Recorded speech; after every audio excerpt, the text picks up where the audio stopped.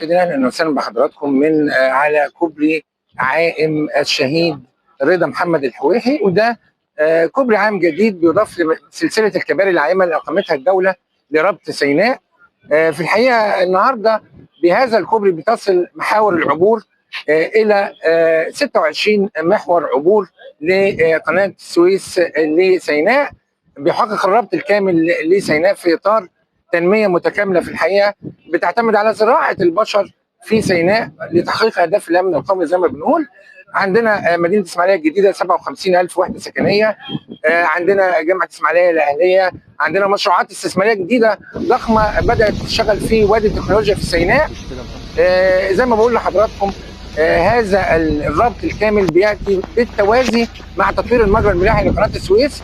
يمكن شفنا احدث ما تم من تطوير عمليه توسعه المجرى الملاحي بعرض 40 متر من الكيلو 132 ل 162، بجانب ازدواج طوله 10 كيلو من الكيلو 122 ل 132. هدفه زياده الطاقه الاستيعابيه للمجرى الملاحي لقناه السويس.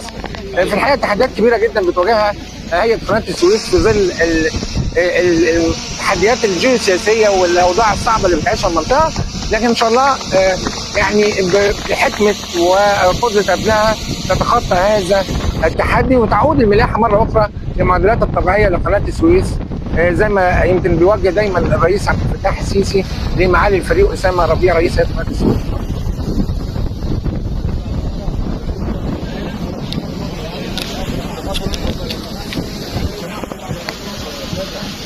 لو سمحتوا بعد